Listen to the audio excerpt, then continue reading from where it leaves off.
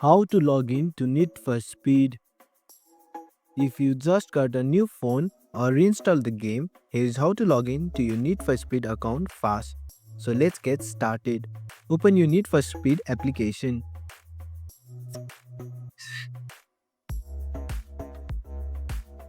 From the main screen, you have to tap onto the gear icon at the top right corner. Then you can see this interface on your phone. You just simply have to choose your profile and you can tap on Cloud Save Management. Here you can see the option of sign in. You can tap in and your account will be signed in with your game center.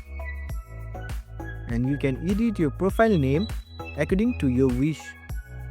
And that's how you get back into Need for Speed on your phone. Thanks for watching. If you found this helpful, give it a thumbs up and consider subscribing for more tutorials. Drop a comment if you have question or suggestion for future videos. And don't forget to check out our playlist. See you in the next one.